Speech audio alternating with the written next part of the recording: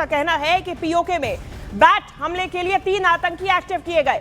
अल बदर commander Abu फियान LOC के पास पहुंचा है, ये सूत्रों के मुताबिक जानकारी सामने आ रही है। वहीं लश्कर कमांडर अबू रजा अखनूर सेक्टर के पास एक्टिव नजर आया। सूत्रों से यह भी जानकारी मिली है कि लश्कर का तीसरा ग्रुप शफकत की अगुवाई में एलओसी पर एक्टिव नजर आ रहा है और ऐसे में सभी आतंकी ग्रुप्स को बैट हमले के लिए तैयार रहने का निर्देश दिया गया है और ऐसे में तीनों तरफ से घेरने की तैयारी है, ट्रिपल अटैक करने की तैयारी है और ये जो पाकिस्तान की बैट वाली साजिश है इसे डिकोड कर लिया गया है। जो सूत्रों के मुताबिक जानकारी सामने आ रही है उसके हिसाब से बॉर्डर पर बैट हमले की साजिश रची जा रही है। पीओके में बैट हमले के लिए 3 आतंकी ग्रुप्स एक्टिव किए गए हैं। अलग अलग आतंकी ग्रुप्स है। पहला ग्रुप अल बदर जो कि कमांडर अबू फियान के नेतृत्व में आगे बढ़ रहा है और एलओसी के पास पहुंचा हुआ है। लश्कर कमांडर अबू रजा अखनूर सेक्टर के पास और लश्कर का तीसरा ग्रुप शफकत की अगुवाई में एलओसी पर एक्टिव है।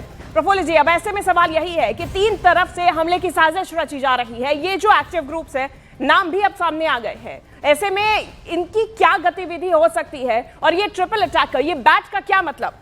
देखिए, ये जो टेररिस्ट ऑर्गेनाइजेशन है ये टोटली बैटल रेडी होते हैं। इनका पूरा ट्रेनिंग और इनकी पूरी डिप्लॉयमेंट पाकिस्तान आर्मी करती है। इनके हैंडलर्स होते हैं, ये देखते हैं कहाँ पे रेकी करके कि किधर से वो इन्फिल्ट्रेट कर सकते हैं। आपको शिवानी जी पता होना चाहिए, स्लीपर सेल्स हमारे भारत में अभी भी बहुत तादाद में मौजूद हैं।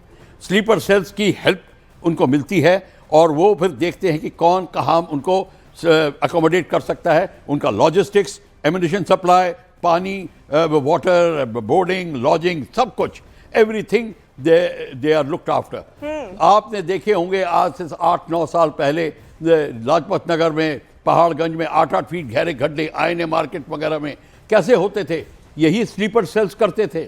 और इनकी जो घातक प्रतिक्रिया है वो इसलिए बढ़ गई कि ये जो बैटल रेडी जो टीम है, टेररिस्ट की ऑर्गेनाइजेशन है, ये जो बॉर्डर पे तैनात रहती है, ये घुस के कहीं भी अब अंजाम दे सकती है।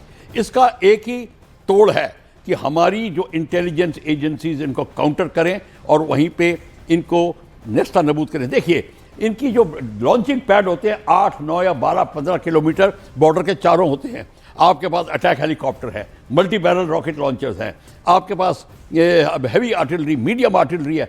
आप इन जगहों को नेस्ता नबूद करना शुरू कीजिए और मार्क ऑक्यूपाई करिए उस जगह को जाके। हम ये सेकंड स्टेप भूल जाते हैं, हम उनको डिस्ट्रॉय कर देते हैं। ठीक है, आपने 15 झोपड़ियां डिस्ट्रॉय कर दी, 100 आदमी मार दिए, 3 दिन में फिर आप खड़े हो जाएंगे। बिल्कुल, या आपको उसको जब तक आप ऑक्यूपाई नहीं करेंगे वो नेगोशिएटिंग टेबल में नहीं आएगा। प्रफुल्ल जी, अब ऐसे में कौन से सबसे ज्यादा सेंसिटिव जोन्स है, क्योंकि हम एलओसी की बात कर रहे हैं जहां पे ये 3 ग्रुप्स एक्टिव नजर आ रहे हैं, तो वो सबसे ज्यादा सेंसिटिव जोन्स कौन से हैं?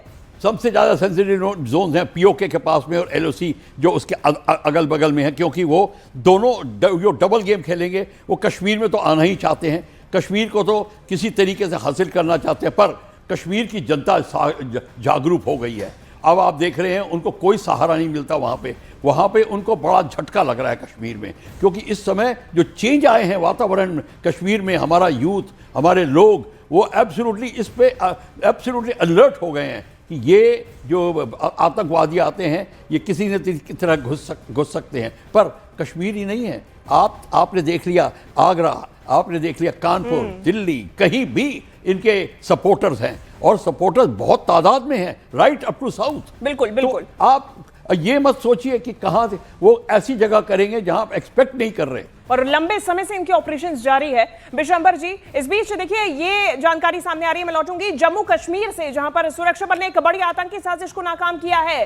सर्च ऑपरेशन के दौरान सुरक्षा बल ने एक आईडी बम बरामद किया और इसके बाद सूचना पर पहुंचने पर बम निरोधक दस्ते ने बम को अपने कब्जे में ले लिया है और आबादी से दूर जंगल में नष्ट कर दिया है। देखिए, सेना के मुताबिक ये आतंकियों ने सुरक्षा बलों को निशाना बनाने के लिए ये आईईडी यहां पे प्लांट किया हुआ था, लगाया हुआ था और अब इसे नष्ट कर दिया गया है जंगलों में आबादी से दूर। लेकिन ये बड़ी साजिश नाकाम की गई है और आतंकियों की ये बड़ी साजिश हो सकती थी घात पहुंचाने की, लेकिन इसे नाकाम कर दिया गया है। सर्च ऑपरेशन के दौरान सुरक्षा बलों ने आईईडी बम बरामद किया, जिसके बाद सूचना पर बम निरोधक दस्ते ने बम को अपने कब्जे में लिया और आबादी से दूर जंगल में नष्ट कर दिया। सेना के मुताबिक ये आतंकियों ने सुरक्षा बलों को निशाना बनाने के लिए आईईडी प्लांट किया था। विशंबर जी, लगातार ऐसे बॉम्ब्स देखे जा रहे हैं, इन्हें डिफ्यूज करने का काम भी किया जा रहा है, लेकिन आईईडी चाहे 5 किलो का हो, 10 किलो का हो, घातक उतना ही होता है और ज्यादा बड़े पैमाने पर भी हो सकता है। लेकिन इन्हें प्लांट करने के लिए भी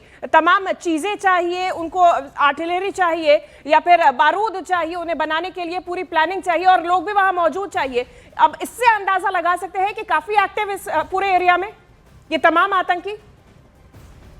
कि आप पहले तो मैं एक थोड़ी सी क्लेरिफिकेशन दे दूं, जो बॉर्डर एक्शन टीम्स है ना, वो पाकिस्तान की स्पेशलाइज्ड फोर्सेस के लोग, पाकिस्तान की स्पेशलाइज्ड फोर्सेस के हाईली ट्रेंड लोग हैं, जो सिर्फ एलसी वगैरह पे इन्फिल्ट्रेट करते हैं और जो एलसी पे हमारी पेट्रोलिंग वगैरह हो रही है या जो हमारे एलसी पे जवान हैं या जो हमारी पोस्ट हैं, उन पे वो घातक वॉर करके और वापस अपने टेरिटरी में चले जाते हैं। जो बॉर्डर एक्शन टीम्स हैं उनका बॉर्डर के लिमिटेड वो के लिए करते हैं, तो वहां पे हमारी एलसी पे, एलओसी पे, एलएसी पे हमारे जो जवान हैं वो पूरी तरह से तैनात हैं और इस किस्म की कोई हरकत मैं नहीं समझता। ये हमारे साथ हुई थी 2013 वगैरह में, जब कुछ जवान डीएड हो गए थे, उसके बाद भी। तो ये उनकी एक बहुत स्पेशलाइज्ड फोर्सेज है। जो 3 टेररिस्ट आप के नाम ले रहे हो, वो टेररिस्ट हैं, वो टेररिस्ट इन्फिल्ट्रेट करके वो मेन सिक्योरिटी फोर्सेस से, जो मेन एलसी पर आर्मी वगैरह लगी, उनसे मुठभेड़ नहीं करेंगे, वो इन्फिल्ट्रेट करके अंदर आएंगे। वो जो सॉफ्ट टारगेट्स हैं, कहीं कोई मंदिर है, कहीं कोई आइसोलेटेड प्लेस है, कहीं कोई आइसोलेटेड सिक्योरिटी फोर्स है, कहीं कोई आइसोलेटेड पुलिस पोस्ट है, जहां उनको लाइमलाइट मिले, जहां उनको एक लाइमलाइट मिले और एकदम से सुर्खियों में जाए, वो इस किस्म की कार्रवाई करेंगे। और जहां तक आईईडीज की बात है, देखिए ये लोकली प्रोड्यूस कर लेते हैं, ये इसमें आर्टिलरी वगैरह की आवश्यकता नहीं है।